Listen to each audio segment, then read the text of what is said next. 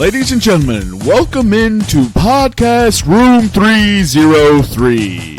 Introducing one co-host with more nuggets than Chick-fil-A, Nick Morahan. Executive producer until we find someone better, Eric Washington. Nobody really knows what he does around here, Nevada Putnam. And now, the single greatest thing to happen to hosting in history, Jermaine Antonio Colon Mendez. On with the show.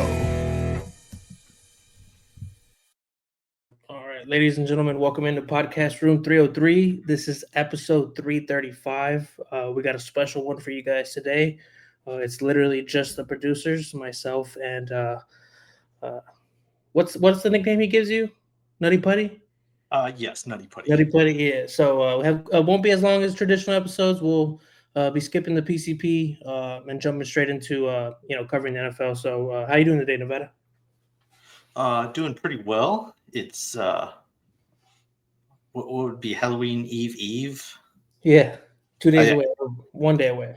Yeah, I noticed there's was it Michigan? Michigan is a big place for what was it called? Devil's Night or something like that. Okay. And then there's somewhere out in like the Jersey area or somewhere out east there. It's got some other weird name, but I was thinking there is no Halloween Eve, or Halloween Eve. I guess it's not Eve, just Halloween Eve. Well, because it's originally was supposed to be All Saints Day, right? It's like the original holiday that it's based on, and then it's Hallows Eve is how that whole thing came about. I don't know. Great question. Let's roll with it. That's what it is. Yeah, I don't know. I it's just something I saw. I think it was yesterday. They're like, what parts of the country have a name for Halloween Eve? And I was like, I didn't know there was a thing as Halloween Eve. I always thought Halloween candy and scare houses and stuff. What do you have a costume? I didn't get one costume this year. I don't think I'm going to be going out for Halloween, but Jermaine did go as the Captain Crunch. So he has that costume. So if I do end up finding myself going out, I'm just going to be Captain Crunch. That's a solid option, though. Yeah. What are you? Nothing. I don't know. Let's see. God, it's been a few years since I went out on Halloween. I've either been working or I think last year was maybe the first year I had in a few years where I was off. So I just handed out candy. I'm not a big sweets guy. I don't know if I've said that on here or if I've told you. I'm not a sweets guy. Candy, ice cream, all that stuff, all the bad shit. I don't know. I just don't have the sweet tooth for it. So I don't do candy, but I love chocolate, dude. The people that give out like Snickers and Twix, those are the houses that I used to hit when I was a kid. I was like, for sure. Yeah. With your job, that's got to be a crazy night for you guys, right? People always get into some mischief, doing things they shouldn't be doing. Yeah, sometimes. Usually we would have. I think it still happens where you have a contest among the team of whoever arrests the craziest costume. That's funny. Would win for the night. Nice. So I don't think I had anything too crazy. I can't think of anything super crazy. But yeah, there have been ones where they got like a bunch of makeup and stuff on and they have to try to wipe off their makeup or something for their mugshot. But you can't have makeup in a mugshot? It has to be like, I mean, outside of like, normal makeup as far as what the ladies do. Just go to court and be like, that's not me, judge.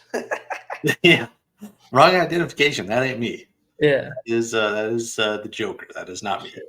That's funny. So I just got an update from ESPN. We're witnessing I don't think this is like actual history, but apparently Michael Vick is going against Deshaun Jackson right now. They're kicking off Delaware State versus what does he coach? Norfolk State. So we have Michael Vick versus Deshaun Jackson as head coach is kicking off right now. That's amazing. I'm gonna look for it right now, and you're gonna put it on. I'm gonna try to. Yep, Norfolk State and Delaware State. That's probably the only reason it's on TV is because those dude, two coaches. it's because who the coaches are for sure, dude. Did you ever think you'd be seeing Michael Vick versus Deshaun Jackson as head coaching? Not outside of prison, no. Nothing against Djax because, as far as I can remember, I don't think he ever really got in trouble. Period. Even with the league. I mean, maybe like some. They asked him to stop throwing up his gang signs when he would celebrate touchdowns, but that's the furthest it ever went. Right. Yeah. Certainly no legal trouble, but Yeah. no. If you would have told me that, in 2008, 2009, I would be like, what, like their kids teams, like little league stuff or Pop Warner? What's the movie with the original was with forget his name, but the old geezer. Then they made a remake with Adam Sandler. Longest Yard. Longest Yard, yes. Yeah, I could see him in the Longest Yard type situation. Right, exactly. That's funny. But no, outside of Pop Warner, if you had told me they would have been coaching college football, I would have been like, no chance. I don't see it. Yeah. Hey, but good for them, man. Hopefully they have success, and hopefully it's earned, not just given to them like Dion. We're not going to get into it, but he'll be gone in a year, and those statues that they have out front or the retirement ceremony they had for Shador and Travis Hunter is going to be ridiculous. Looking back at it in like 5 years. You didn't even have to look back on it. You could look forward onto it when they announced that they were going to do it and thought, this is dumb. I think everybody around was like, this is dumb. What was Travis Hunter the first Heisman winner from Colorado? Because maybe I can understand that. No? Nope. Fuck nope. That's ridiculous then. So yeah, that's obviously we don't need to get into that, but yeah, it's a wild power move right there. Yeah, dude. When I saw that, I was like, this is ridiculous. But yeah, like I said, we don't got to get into it. That's old news for a different day. But we'll jump into head-to-head. Let me get this added in here. Last week was week 42. It was a rough week, man. I went 0-3. You went 0-3. I don't know why this is not all on the screen. Give me 1 second here. Boom, there we go. So, yeah, I went 0-3. You went 0-3. That puts me at 48-78, up 37.89. You're 54-72, up 59.79. So you're still holding on comfortably to first there for both of those categories. Nick went 1-2. Puts him at 49-77, up 41.19 units. So he surpasses me for second place. And then Jermaine's in last, unfortunately. He went 1-2 last week as well. 38-88 on the season, up 22.57 units. So nice change from last year. We're all up money, but, those records still don't look that good. And the fact that Nick hit on a Memphis money line. Oh, and the way they won was crazy. And the way they won. Yeah. I mean, really, that's an L. Yeah. I mean, should have. What was it? 18 points in the last 8 minutes of the game or something like that? Something crazy. The crazy kind of fourth quarter, half the fourth quarter. Yeah. I mean, he snuck it out in the end ultimately, but yeah, that's a shiesty kind of win right there. But all right, good for him, dude. Fuck it. I can't get that kind of luck, but whatever. God doesn't love me for some reason. What? Let's see. Tomorrow, 8:00 Eastern. Are we done with the World Series as of 9:00 Eastern? I don't think so. Yamamoto's pitching. I think Yamamoto will get them the win, and then it'll be a close Game 7. But I don't know, man. If it goes to 7, I think the Dodgers win. If they can somehow – dude, Yamamoto's gone to complete games his last 2 outings. Once in the World Series and once in the NLCS. Mm-hmm. He's just unhittable, man. I don't know. If they can beat him, they win. Obviously, they win the World Series. If they go to Game 7, I'm nervous for the Blue Jays, man. Yeah, I think I can agree with you. I think this is you don't want to go to a Game 7 by any means. No. If you're Toronto, so Game 7s are flip of the coin, dude. It's whoever gets hot at the last second, especially in baseball. It's whoever just wakes up for Game 7. Yeah, and there's really not much of it. After that 18-game inning where nobody's bats came alive, yeah, Toronto's came alive the last 2 games, and they might go back to sleep, and then we'll get Dodgers bats finally. Because Shohei's been having a bad outing since those first few games, man. Yeah, well, outside of the 18-inning game where he was phenomenal. Yeah, Yeah. 1,000. Well, I guess it'd be higher than 1,000 OPS since he was always on base. Plus, was it 2 home runs and still went Yeah. 4 His for first 4? at bats, he went home runs, yeah. And then he got on base every time after that. It was crazy, dude. He was locked in. I didn't look. Maybe I'll try to see if I can find it to see what his OPS was for that game.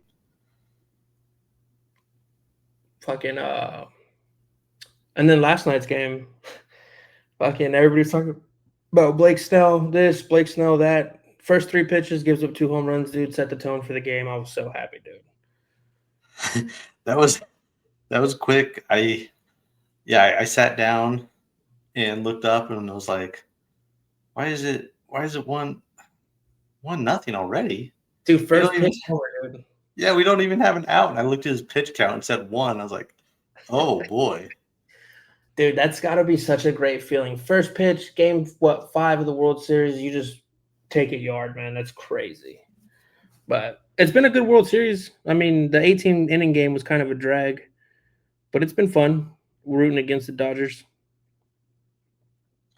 Oh, absolutely. Yeah. I mean, I would have been totally fine if this game or this series was over in 4. I would have been fine if the Dodgers didn't win a single game an entire year. That would have been also acceptable. Yeah, I mean, I feel like that's what all baseball fans wake up and wish for, man. It's not even for their team to win the World Series, it's just the Dodgers to lose, dude, because it's what would you say, anarchy the way they're doing this, bro. It's like they should deserve an asterisk next to their last 2 World Series, I think.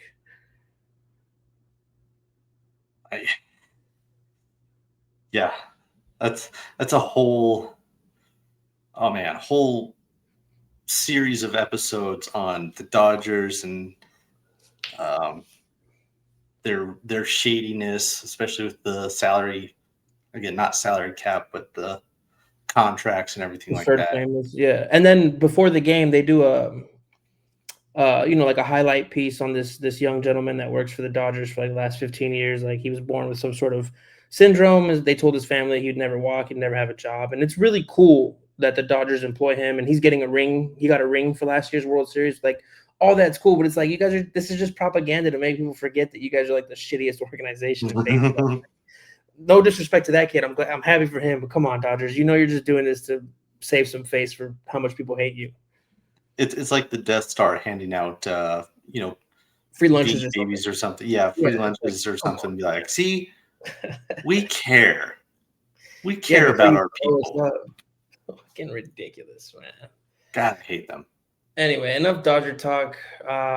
So typically, we'll do PCP and some other stuff, but since it's just 2 of us, we'll jump into the Week 8 review. Any major takeaways from you? Nothing too major. I think the one thing that I had a takeaway from week eight specifically, I think I've mentioned this before on the pod. I know you're probably in lockstep with this opinion. Really, it's fact. But the Broncos and Eagles throwback uniforms, cream of the crop. Yeah, they are. They really are, dude. And we should always wear them when we play each other. Like, I know we didn't this year, but we should always wear them when we play each other. Minus the complete contrast in orange versus green. It just, that whole color wheel. I'm pretty sure they're complete opposites of the color spectrum. Yeah. So they really clash. But yeah, those old school uniforms, the colors. I don't know. I love those colors. Yeah. Love them. I kind of want to say that the Patriots red, whites, and blues are up there too, like the old school one where the dude's like the close. Was it Pat the Patriot? I think. Yeah, I think that's what. But I still think Denver and us, and then people always mention Tampa Bay's, the orange ones, which they're cool, but the creamsicles. Yeah, the creamsicles are cool, but they're not anything special in my opinion. I guess they look cool if the team is good. Yeah. Because I remember when they first came out, bringing out the throwbacks, and I can't remember if it was the true throwbacks or if it was kind of like a reimagining of them, but it was just like, oh Yeah. God. But yeah, at least the logo, that's pretty slick logo. That's a straight up Florida logo is what that is. 100%, dude. Yeah, dude. I don't know. So I was thinking about it this weekend. I was watching the Colts smack up on the Titans, and they did a comparison last year. And I think if we didn't do the tush push and Saquon didn't finish the season with 15 touchdowns, or maybe even just got the record, he might have gotten MVP. Because they're talking about Jonathan Taylor being the favorite this year because no quarterback has really stood out. And I'm like, it's so frustrating because he has more touchdowns simply because they can't run the tush push. And Jalen Hurts might have vultured away an MVP from Saquon. I just wanted to see what you think. Like, do you think if Saquon would have had 20 plus touchdowns, which is what Jonathan Taylor's on pace to do you think he would have won the MVP with the 2,000 yards and the 20 touchdowns, or do you think it still would have gone quarterback?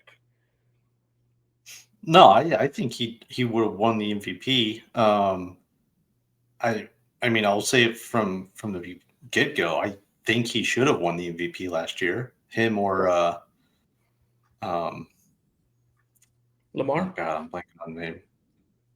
Yeah, I mean, there's no reason that Josh Allen should have won it. His numbers weren't there. I mean, Yeah. Lamar was the better quarterback, even if you want to look at numbers. But if you're just going based on, I don't want to say style points, but I don't think Josh Allen was the true MVP last year. Well, Not to everybody's say he already didn't have a good year, but everybody pointed towards. Well, I was gonna say everybody said that I mean, yeah, they flip flopped. the year before Lamar was. Yeah. Sorry, it looks like are you having some connectivity issues? Yeah, Lamar and Josh.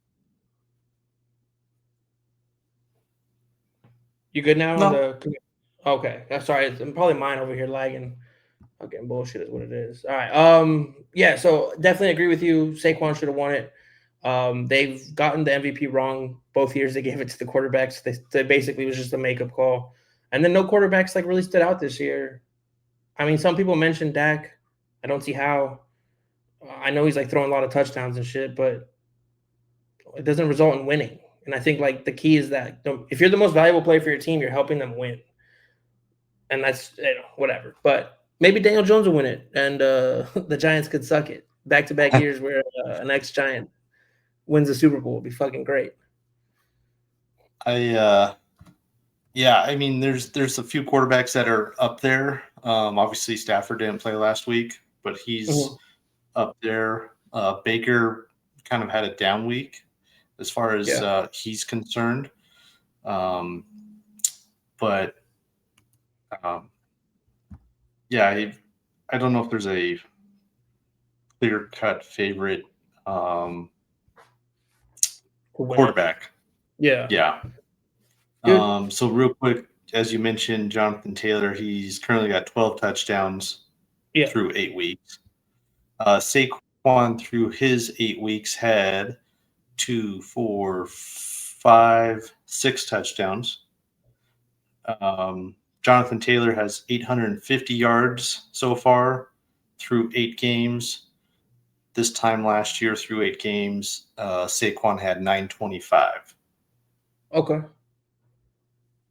Oh man, he might be. Those fucking tush push touchdowns, man. Saquon could have hit 20, dude. I'm sure of it. I think the other thing that Jonathan Taylor has for him is his receiving, because Saquon through 8 games had, I'm not doing the math, but it's about 100, probably a little bit more. So we got 20, 30, 40. So top out 150. Mm-hmm. Jonathan Taylor right now has 206. Okay.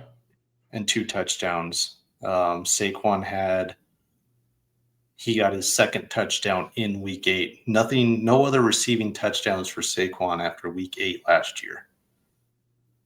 Yeah, that's not really his. I mean, he could do it, but that's not really what he was in Philly to do. They've done it more this year with him because the O line's been different. But you know, fuck it, dude. It is what it is. I did have another question for you. How dumb do the Minnesota Vikings feel right now? They let Sam Darnold walk and they let Daniel Jones walk, and both those dudes have their teams what? Let's see. Colts are 7-1. Yep. Seahawks are, I think they have 2 losses. Are they 4-3 or 5-2? That's 5-2, yeah. And both those guys are playing well for their like Daniel Jones is playing really well.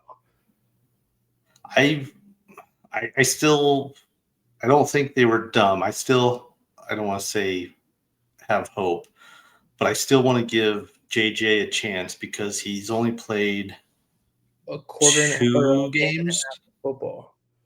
Yeah. And he only played really one good quarter, which is that fourth quarter comeback against the Bears. So we haven't really seen much from him. Yeah, he had yeah, the Bears, and then he got injured during the Atlanta game, so that game was a little bit shortened as far as getting him an opportunity to play and show what he's got. I still think JJ's can be fine. Like I said, it's been 2 games, well, 1.5 basically. I think the bigger piece of the puzzle is McConnell being there Yeah. because with Kirk Cousins, with Sam Darnold, I know Daniel Jones didn't get a lot of playing time, but he was in the system learning how to be a true quarterback, and Yeah. he gets kicked loose, and look at him now.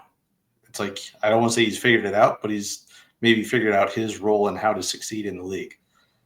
Yeah, I I mean, have no doubt that it's huge, McConnell can. Yeah, I have no doubt McConnell can do that with JJ as well. because people forget Steichen that year the Eagles won the Super Bowl. I know Nick Foles won the Super Bowl, but those 13 games that Carson played, he was an MVP frontrunner. Mm-hmm. And that was Steichen. And then now look with Steichen, they gave Steichen fucking Anthony Richardson. Couldn't do shit with that because the kid can't play football. As soon as they give him, a typical 6'4", quarterback, look what he's doing with him. So it's like, man, coaching is so important in the NFL. It's crazy, man. I think the other issue it's always easy to go back and be like, well, maybe they shouldn't have given away player X in lieu of player Y. But at the same time, you have to remember they had just drafted JJ. Obviously, he was out for the year. Like, are you going to – yeah, obviously the answer is to trade him if you're going to trade or keep Darnold. Yeah. But what are you going to get? It's a lot to pass up on. This isn't like a guy who's been in the league for 3 or 4 years, and you're like, yeah, maybe not. Maybe we'll just ride with this Darnold guy. Yeah. This is a top 10 pick. And obviously you have him as a top 10 pick as a quarterback for a reason, because he's your future. Yeah. So are you ready to give up on your expected future just because he had an injury in preseason? That's a tough pill to swallow. I think either way, they were kind of damned if they do, damned if they don't. Yeah. I just feel like he can be a mentor and you can teach him the game. Like, because Love played 3 years on the bench or 2 years? I think it was 3. 3 years. I'm not saying, it doesn't happen often, but like you can teach them, mold them, get them ready for the league, and then you can still have winning football in that time, because they went 14-3 last year with Sam Darnold. I don't know. I just feel like they're regretting it now. They could have had either Daniel Jones or Sam Darnold, and they'd be in a better position because this team is built to win. They just can't do it with Carson Wentz. Yeah, I think they would have kept Darnold if they felt comfortable with that. That being said, Jermaine harps on Justin Herbert for his playoff performances. Yeah. Sam Darnold was atrocious. Yeah, those last 8 quarters of football he played, because that Lions game before the playoffs was dog shit too. Yeah. Yeah. So, I'm not going to fault the Vikings for doing what they did. Again, it's still so early with JJ. I I think I still have the faith that they can direct him in the way they want to. Yeah. I think he's 20, maybe 21 now. That's young. That's like the same age as Anthony Richardson. It's just like Anthony Richardson's already a lost cause, but the kid won at Michigan and he did good. It's just Yeah, I don't know. he just turned 22 this year. Yeah, he's got time. So yeah, I totally understand where maybe they gave up the wrong guy. Yeah. It's easy to do that. I mean, we had the same thing here where it's like, oh, well, we passed up Josh Allen. Yeah. Okay, yeah, I get it. It would be nice to have Josh Allen, but you have to think in the context of what your team had at the time. And there's no way we would have been able to develop Josh Allen into Josh Allen that he is today. Because we didn't have the personnel, the coaches, the right culture, none of it. Yeah. So it would have been kind of essentially a bust, but he would have just been a middling quarterback until if he figured it out or not. He would have essentially been a New York Jets draftee. Dude, it's like every quarterback they've selected or the Browns selects, like they go somewhere else and they're better. They're decent at least. Like it's just some organizations just can't develop, man. Like, and it's hopefully the Vikings can develop what's his face because they're gonna kick themselves in the ass if they. And the thing about it is, you can sign Darnold to a 3-year something contract, play him for one more year, and then you trade him to a quarterback needy team, and you get assets back for him. Like, I'm just thinking long term here. Like, you know what I mean? To get more picks to whatever, dude. I was so frustrated watching that Monday or was it Thursday night game? I was like, dude, Carson Wentz he's not the guy. And he got. I don't think it was this game last Thursday, but he did have a shoulder injury. Yeah. Where it was, God, what was it? There was like a crack or something in his shoulder socket or something like that. I knew he was injured. I just didn't know it was like a break like that. That's crazy. Yeah, it was something weird like that. And because there was some sort of, I don't want to say drama, but there was something with the Vikings where they basically were like, no, you're going to go out and play, frankly, because JJ's not quite ready yet, and we're not going to rush JJ onto a short week or something like that. So, but he was injured. Yeah, Carson Wentz, the tale of what could have been. We're going to let you risk injury. We're going to protect the young kid.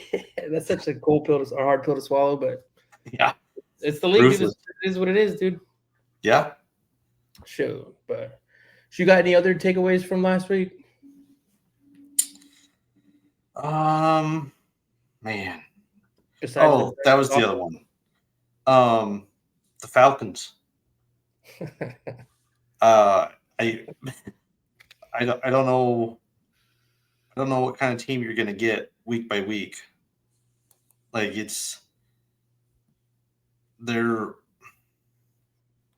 they lose to the Bucs to start the season by 3.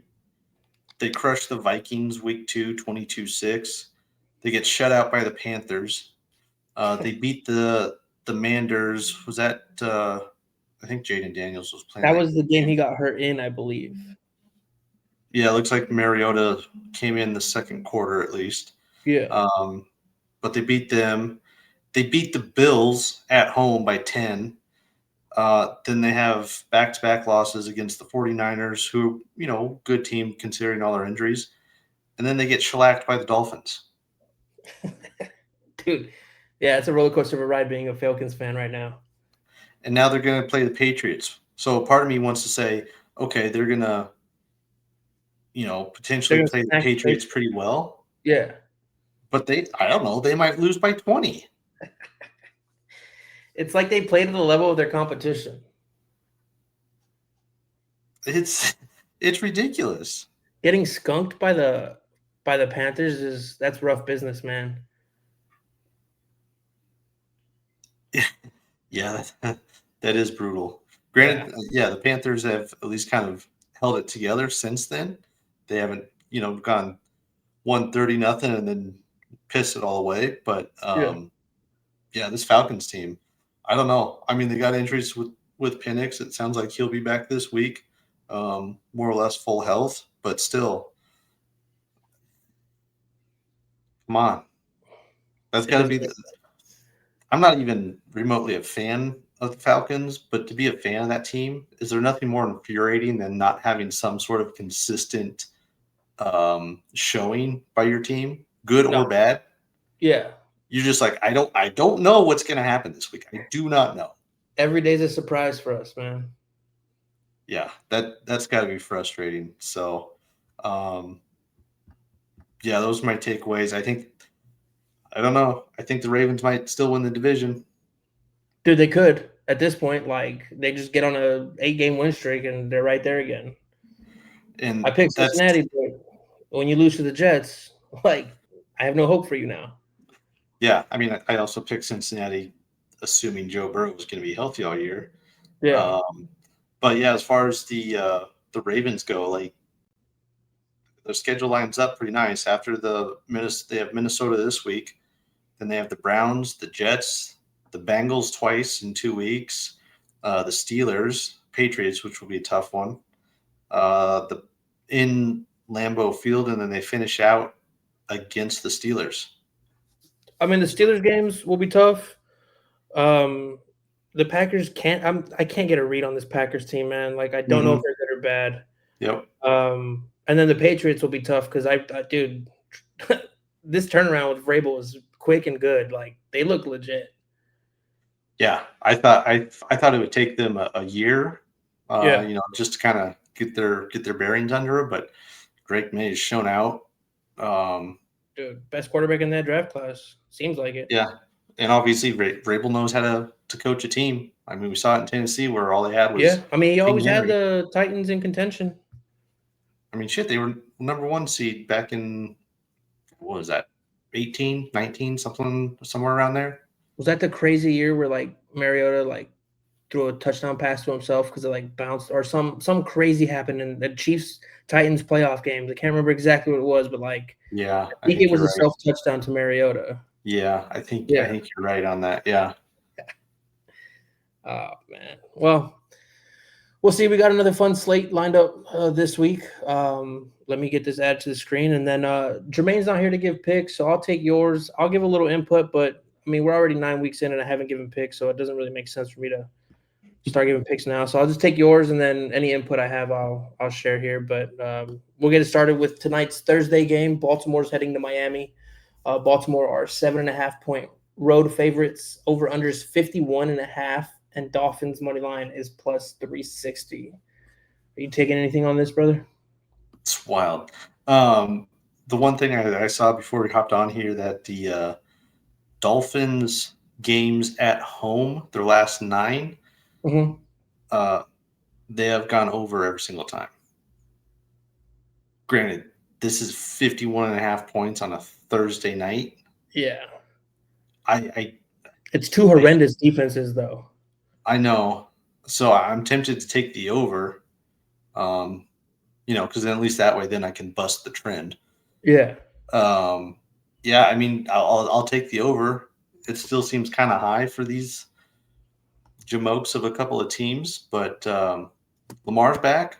So, if there's any pep in the step for the Ravens team, maybe tonight's the night that they can get going. But I hate doing Thursday games. They're just too weird. In the Europe games. Yeah, I mean, we lost to the Giants by 17 points on Thursday, and then we beat their ass by like 20 points. You know what I mean? So it's just Thursday games, no rest. It's tough. And then one thing that we forgot to talk about is trade deadline is coming up.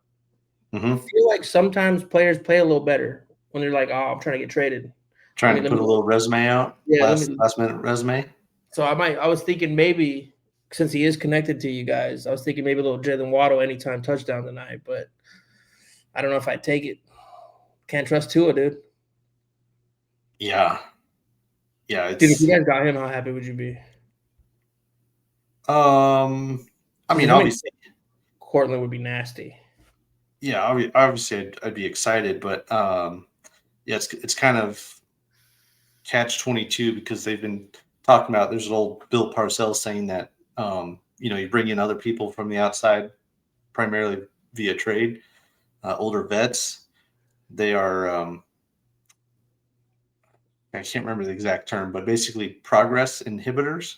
Yeah. The guys that you have on the team. And we see it all the time. You bring someone over, you got a young guy that you like.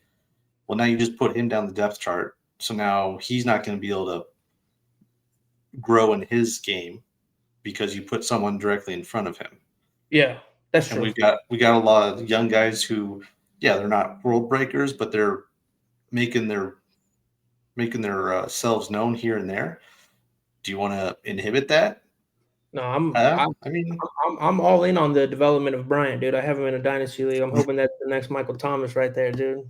That's what yeah. Sean Payton called him. So I'm just saying what the coach said, dude. He said he's got Michael Thomas traits. I'm like, God bless. I hope that kid hits. I mean, I don't doubt that. Maybe they're going to try to bring in a wide receiver because of what they think they have with the defense and stuff. Once they get into the playoffs and stuff, Mm-hmm. you don't want to waste that kind of opportunity. So I totally understand it. But if you're getting Jalen Waddle, that's also a lot that's going back. Yeah. But, True. Yeah, you got to give up that significant pieces for that. Damn, we'll see. Trade deadline's next Tuesday. The 3rd, I think it is. November 3rd is the deadline. It's Tuesday, right? Yeah. 1, 2, 4th? The 4th, yeah. So November 4th, I'm sure we'll talk about it on the pod next week. Hopefully some crazy shit happens like Myles Garrett to the Eagles, but we'll see. All right. Next, for our first Sunday game, we have a divisional rival. Minnesota's heading into Detroit. Detroit are 8.5-point favorites. The over-under is 48.5. Vikings money line is plus 380. You want any juice on that, bro? I'm taking the over on this one, especially with Detroit at home. They love playing in front of their fans. Do they really? The fans that crowned themselves champions last year? Yeah. Before they did anything, probably losers, dude. Hey, if you've had a history like Detroit is, take the wins when you can get them. Yeah, that's true. That's true. I mean, if the Browns ever got remotely close to being that good, they might the city might explode, dude. Yeah, that's right. Next Sunday slate game, the Chargers are heading to Tennessee. They are 9.5-point road favorites. The over-under is 43.5. Titans money line is plus 390. Any action here for you? No. I mean, sorry, Titans, but no. I've actually watched a couple Titans games, and I would lean on Chargers minus 9.5. I know it's the Chargers, and sometimes we give them a lot of grief because Herbert, disappears a lot, but fucking Titan teams is horrible, dude. They're horrible. They are. It's probably going to have to be a divisional game where they end up biting somebody in the ass. Maybe like probably not the Texans because that's a nasty defense, but like the Jags or something. Yeah. I have no doubt that that's still going to happen. I don't see them beating the Colts or the Texans. It would have to be the Jags at this point. Right. Yeah. All right. Moving in, this one should be a good one. Indianapolis is going to Pittsburgh. Indianapolis are 3.5-point road favorites. The over-under is 50.5.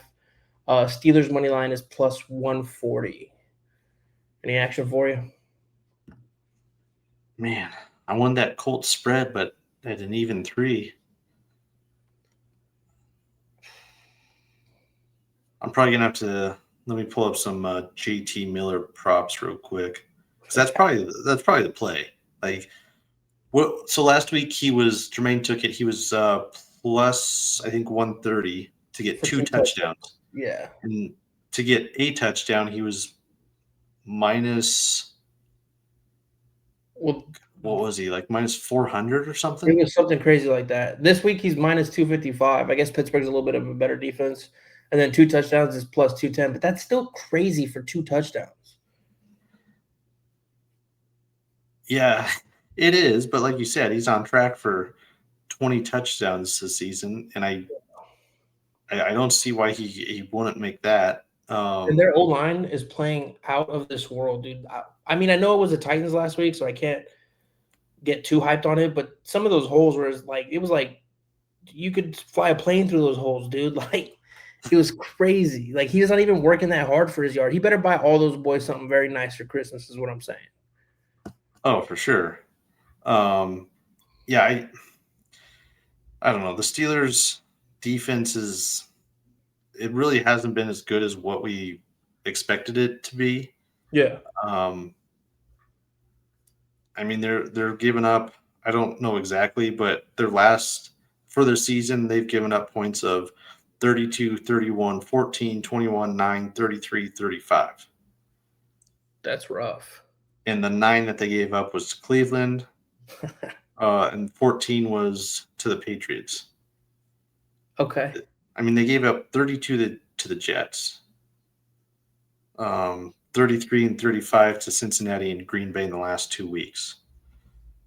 Yeah, the defense is not playing to the normal level. The Colts are a team that can put up points. Yeah, I mean they've broken 40 multiple times this year. So yeah. I'm sure there's stuff on this game, but as far as the lines go, I'm not sure if I'm too excited about it. All right. But I would be leaning that Colts spread at least. Okay. Yeah, I think they handle business. The Colts look like a legit team. I know at first everybody was like questioning it, but they look legit. Defense is not as good as you would hope for a Super Bowl contender, but they have time to fix it. Trade deadline's coming up. So next game, like you talked about before, the Falcons are going to New England. New England are 5.5-point favorites. The over-under is 44.5. And if you want Falcons money line, it's plus 210. Do you want any action on this? No. Like I don't know. I don't know what to do with the Falcons. I would say if there's any juice in it, some Bijan minus stuff. 40, but like maybe 425 on 2 tutties if you're feeling frisky, but there's really no juice in him. What's his passing and receiving? Usually they do like a combo thing. Trying to think where they keep those, but I've seen him where he's usually like for over-unders like minus or somewhere around like 120 yards, something like that. But yeah, I mean, I don't know. This could be a game where Falcons wake up and get back on track, or it could be just another shit kicking. I have no idea. Yeah. I don't think they have like. It's like either or. Yeah, I'll have to. This website is bunk, dude. Let's see. I wish you could just click on a player to get what you want from them. But so you say you're not taking any action, right? I just don't know where to go with it. Like, I guess. I mean, I'll take the over, sure. Over 44.5. That's easy enough. I can live with that. Yeah, there's players that can score there. Bijan could get 2 touchdowns. That's what I was looking at, the 2 touchdown thing. But also, it's Patriots have a solid defense, man. They have a good run defense. Next game, Carolina's going into Green Bay. Green Bay are 13.5-point favorites. The over/under is 44.5. Panthers money line is plus 700. I think the Red Rocket is still playing, if I'm not mistaken. I believe so as well. Yeah. Last I heard, anyway. Let me see if I can pull up the old Red Rocket here.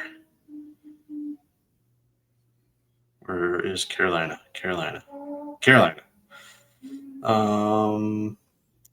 Nope. It looks like they have Bryce Young starting. There's no designation next to him? So Bryce Young has returned to practice, and they are optimistic he will play. Shoot. Maybe I take Green Bay. Maybe I take Carolina plus 13.5. Andy Dalton has a broken thumb and was limited in practice today. So it's probably going to be Bryce Young. Damn. If I was taking anything here, I'd go Green Bay, or I'd go Carolina plus 13.5. 14 is crazy spread. Yeah, especially kind of like you mentioned earlier, this Green Bay team is kind of up and down. They're hard to get a read on. Yeah, I don't think they're I mean, they very well could be kind of still figuring themselves out to be a true contender. Yeah. So yeah, I think no, I'm not going to trust the Panthers. I'm not going to do it. All right. I will say, like, they're maybe it's because they're not living up to the hype. When they traded for Parsons, everybody's like, "Oh shit, that defense is gonna be top notch." They have Xavier McKinney, who led the league in picks last year.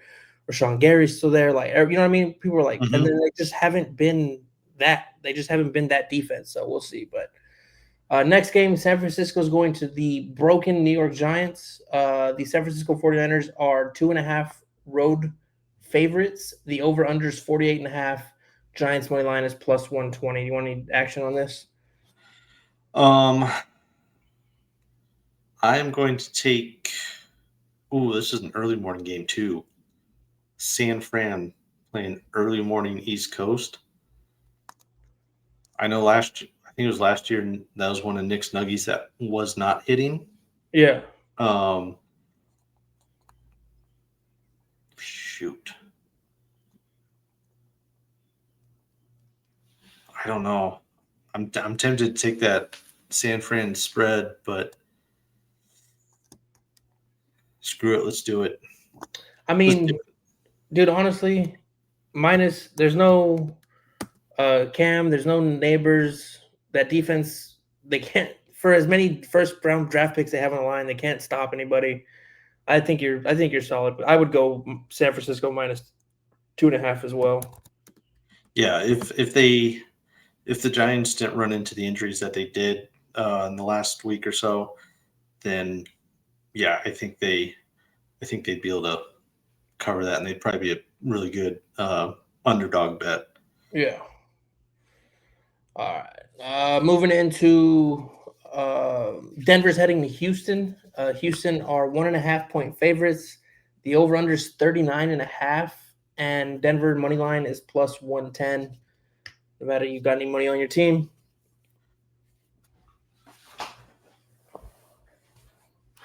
I don't know. This is going to be a tough one. I'll take. No, I haven't bet on them all year that I can think of on this pod. I'm not going to start now. But I will say this is going to be a nasty defensive battle. Yeah.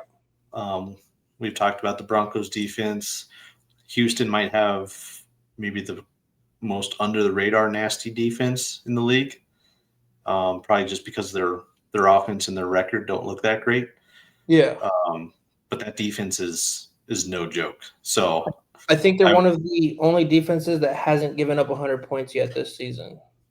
They're playing stingy football, man. It's crazy. 100 points? Yeah. Like allowed all year. Damn. I think they're like at 98 or 99. Let me see if I can. Yeah, they're currently first in league at just under 15 points a game. Yeah.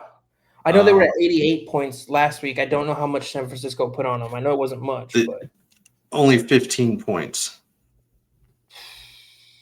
And you said they were at 88? Yeah, so they've broken 100 now then. So just barely broke 100? Yeah. Which is crazy, dude. Yeah, I mean, 9 points, 20 points, 17 points, shutout, 10 points, 27 points was a Seattle game, and then 15. Yeah, I think if I were to put anything on this, I'd probably go on the under. I mean, 40 still, that's a rough under, dude. I know. The 20 to 17 kind of game, though. It could really be that. Yeah, I would not be surprised if that's what it ends up being. I think this is a game where you don't necessarily go for it on fourth down. You take the field goal, take your 3 points, and say thank you. Unless you have some sort of tush-push type play where you can get away with refs cheating for you, then yeah. Dude, I'm honestly like, I kind of want that play to go away. But all right, so our last, you don't want any action, right? You're not actually taking the under. You're just, if you were, you would take the under, right? Yeah, I think that's the only one that I would be okay with. But yeah, I'm going to stay away. All right, so our last morning slate game, Chicago's heading to Cincinnati. Chicago are 2.5-point road favorites. The over-under is 51.5. Bengals money line is plus 124. Any action for you here? I'm going to take the Bears on the spread. Joe Flacco was dealing with, I believe it was a shoulder, if I heard correctly. I don't think it's anything that will keep him out of the game, but he was banged up in practice this week. So I think Chicago kind of keeps their upward trajectory going. I think obviously it's Cincinnati defense. Everybody's been able to move on it. The Jets moved on it.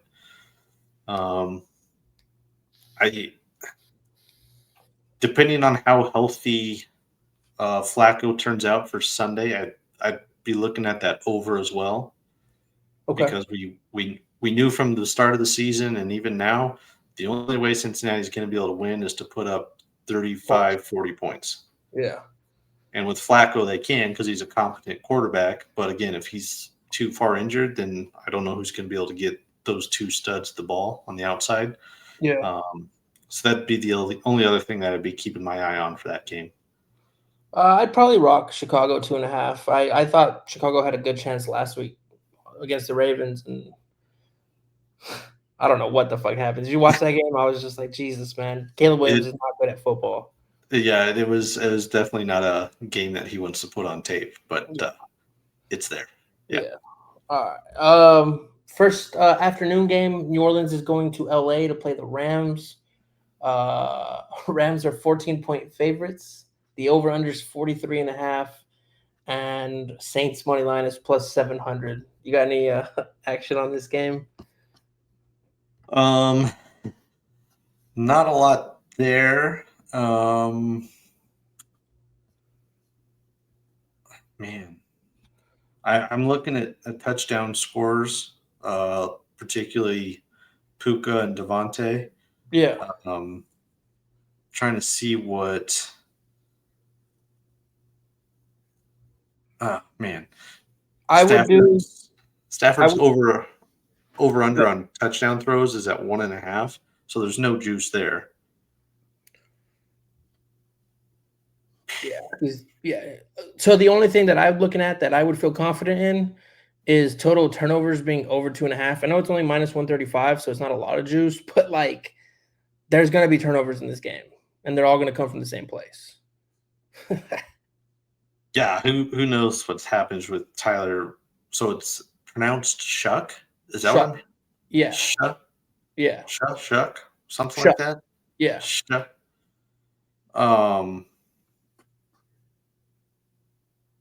Yeah, I mean, if I'm putting money on anything, obviously it's going to be the Rams, but there's not a lot of juice on it because, like, Devontae, Puka, Kyron, they're all like minus 150 to get a touchdown, period. Yeah. I mean, realistically, I can see them winning by 14 easily, but, you know, the juice is not really worth the squeeze on a minus 14. You know what I mean? Like, but the Saints have looked bad. They're turnover prone. I don't know. It's rough. It's a rough season. I think they should be sellers during the deadline. We'll see if anybody moves. You guys could get Rashid Shaheed. My other concern with the Saints this week is, you know, do you get that rookie quarterback bump where the defense isn't quite, you know, they feel like they know how to handle it, but he still kind of shows out just like Jackson Dart did his first game. I mean, they're two different players, obviously, but yeah, just watching Shuck, like and that O-line is battered up, dude. It's rough waters, dude. I'd be like, Coach, can you just play Rattler a couple more games? I'd also be tempted to look at Rams team sack total because they are second in the league in sacks, only behind the Broncos.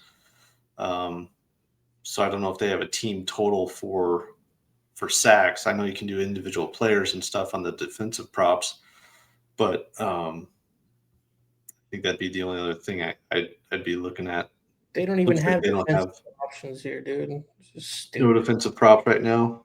Yeah, those I don't know. Sometimes they show up. Usually, sometimes they come in later though. So Yeah, they um, do. They do be putting more bets up as we get closer to the game. I guess they're figuring out inactives and stuff, but that should be a beatdown.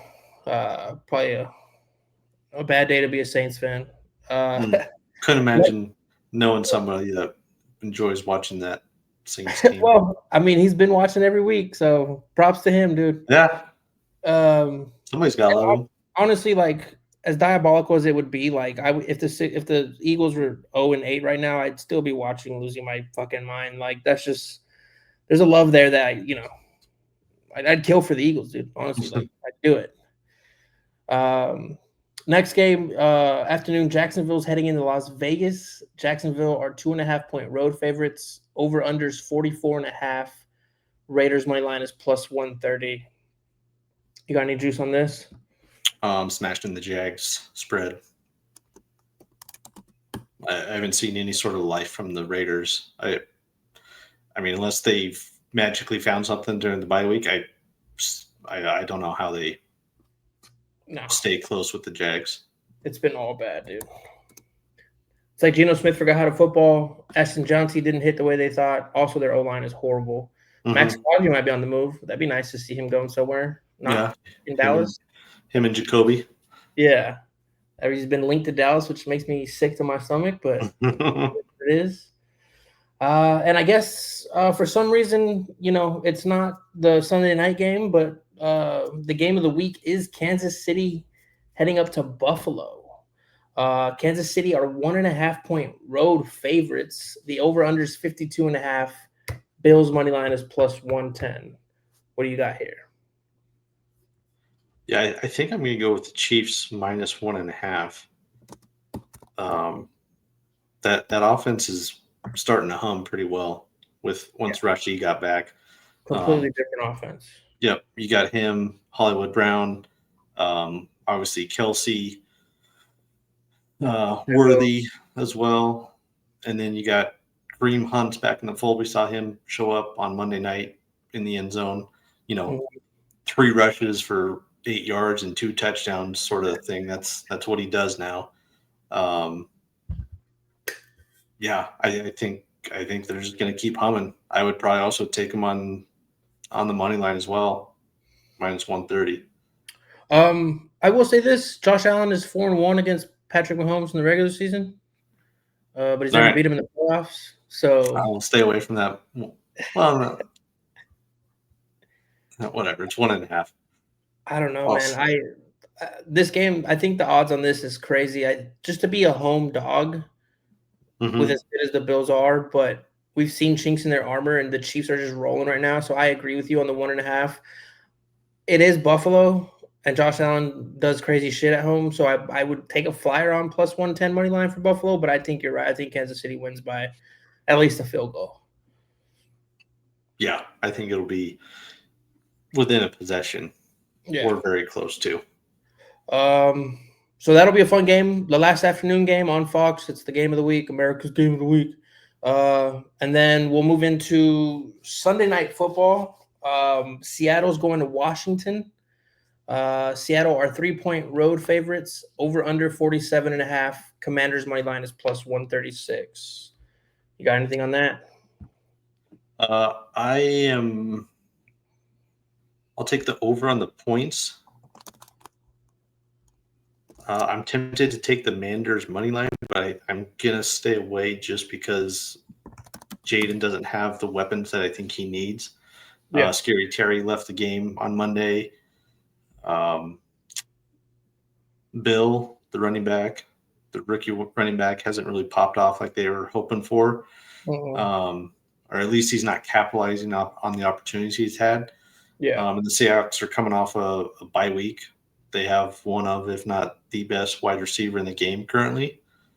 So I wouldn't be surprised if Jaden has to obviously carry the team on his back to keep them in the game or to catch up. Yeah. But I think they're missing a weapon or two too much for Jaden Daniels to have him beat the Seahawks.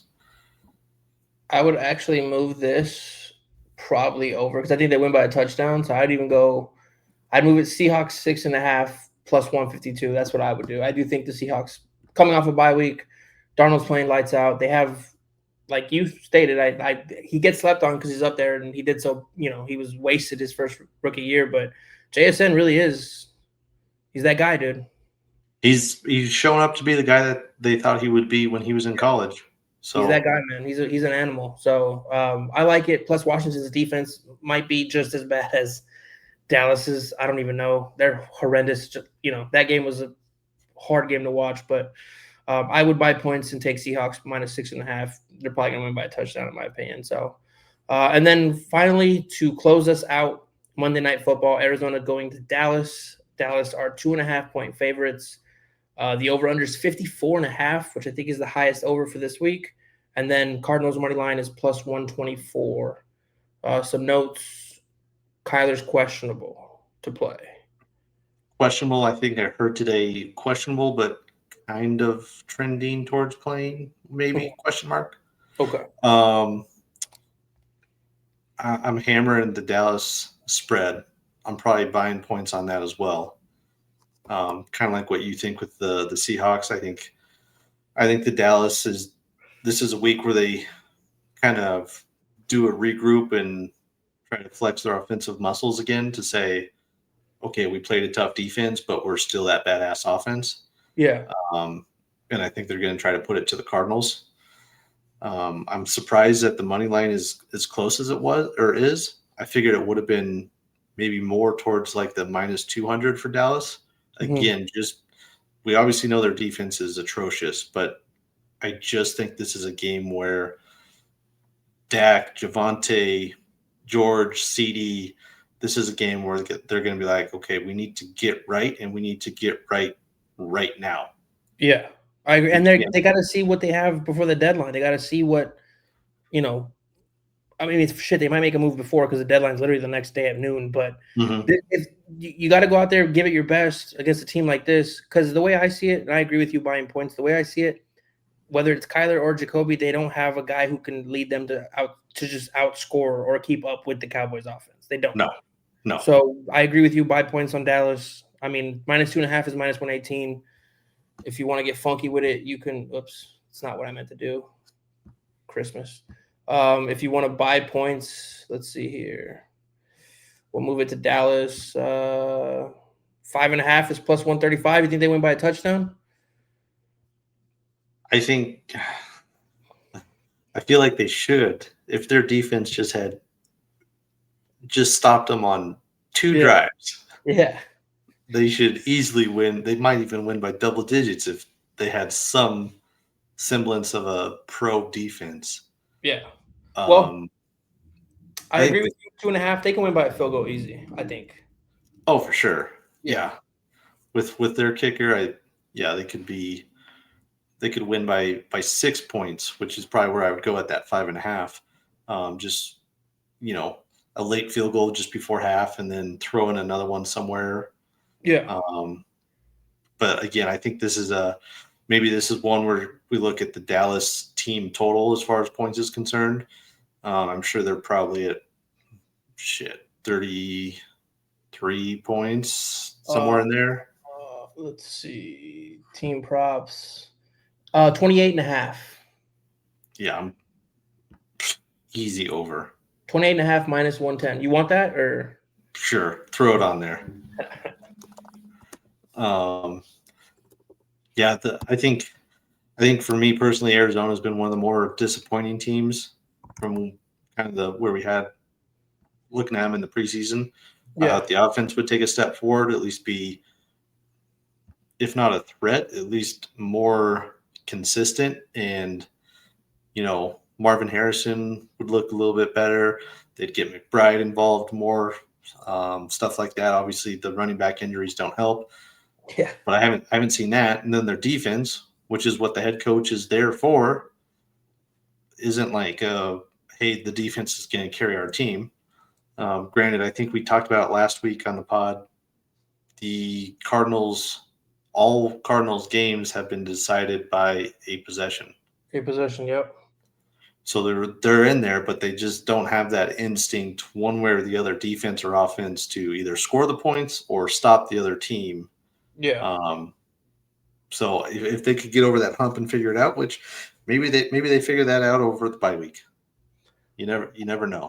I think it's in the DNA of the players. Like I don't look at Kyler as somebody who's going to go out there and like he cares enough to like I'm going to put this team on my back and Right. in a one score game I'm going to carry it. He's just not that dude, man. Like it's the vibe he gives. It's just how he talks. Like I think that's a big part of a lot of teams' problems is the guy that they're hoping is that dude is just he just doesn't care enough. Like, does Justin Herbert really care about football? It doesn't feel like it. He's always at Dodger games with his girlfriend. I mean, when your girlfriend's Madison Beer, I can understand where he's coming from, where he's probably like, hey, you know what? Maybe there's some bigger things in life that I'd rather pay attention to. Yeah. I don't fault him for that. I wouldn't fault any guy for that. You can't. But when you're making $60 million a year, $50 million a year, it's like, dude, give us a little bit of effort, dude. Care a little bit. Sure. Because the only reason you're sitting in that seat next to that pretty girl is because how much money we pay you.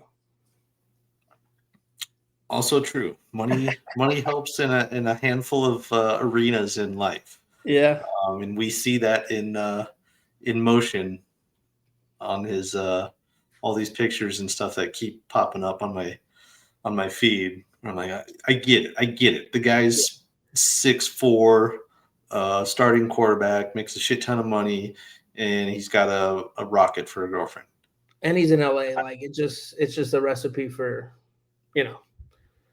I mean, I'll never be a true fan of his because he keeps showing up at Dodgers games. So, and he plays in your division. You gotta hate him. Well, also accurate. Yeah. So, yeah, I've never been like a hardcore Herbert defender, much to Jermaine's disdain.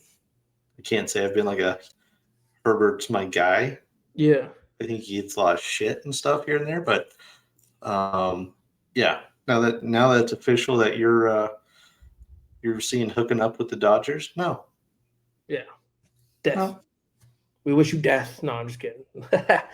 But yeah, that's the slate for the week. I wanted to ask you, it just kind of feels a little early because we don't have like an MVP front runner minus Jonathan Taylor. Like, any bold predictions for the second half of the year?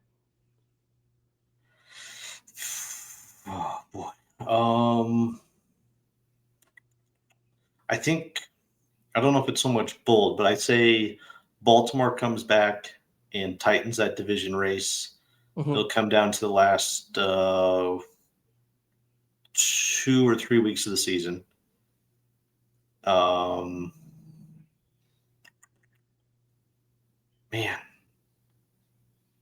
maybe Atlanta finds an identity.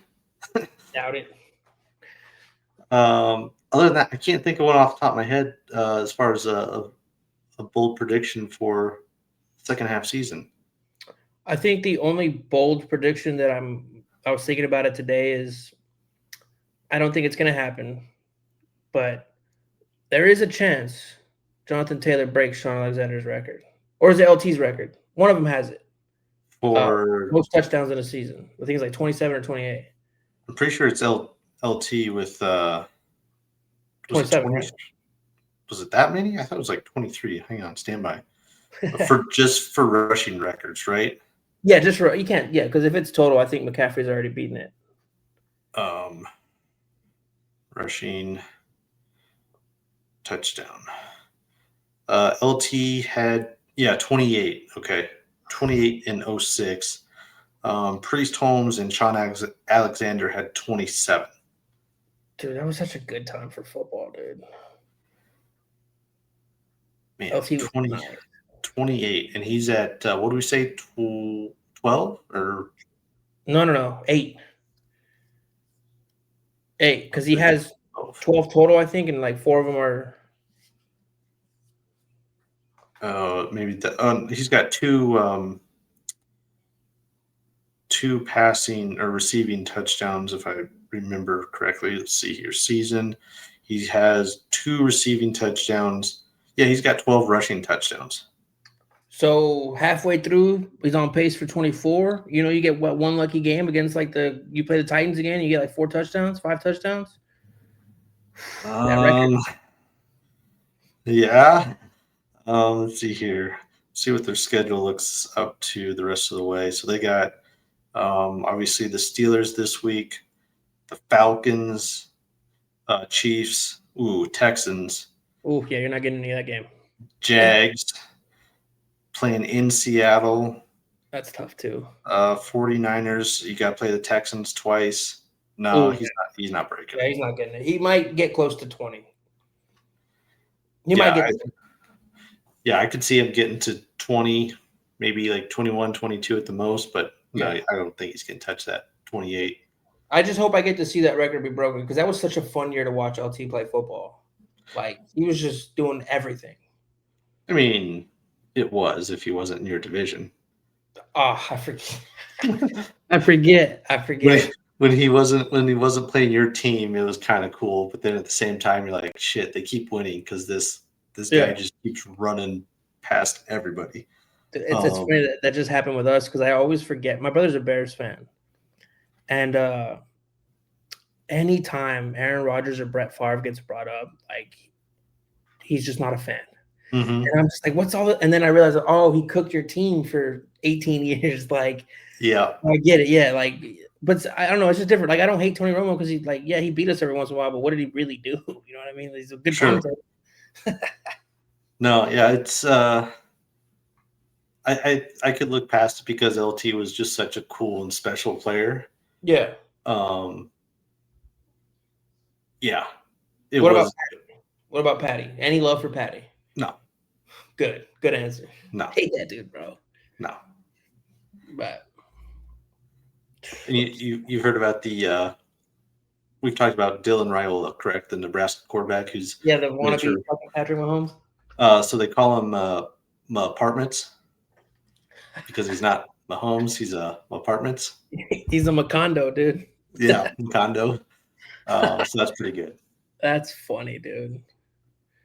What's it called? Anything else for the podcasters? For the listeners, I should say. No, I believe I think it's next week we get back to Europe games. Oh, dude, that's a good question. I don't even know. I think they take a couple weeks off. I think it's let's see, we're now in week 9. Yeah. I believe it's week 10 they go back. 10 or 11, I can't remember exactly, but we still got another two games, maybe 3. I know there's one in Germany. Fucking around. Germany and then Wembley, I believe, we're still on the slate. Was there one in Spain, or was I just dreaming that? Yeah, so we get Falcons Colts on November 9th in Berlin. Okay. Which is week 10, and then we get Dolphins Commanders in Madrid on week 11.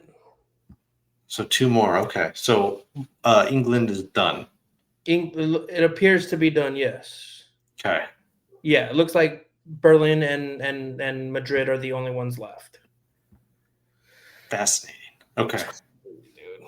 Well, we'll see. Those damn early games they're never that fun, but you gotta appease the world, I guess, even though this is America's sport.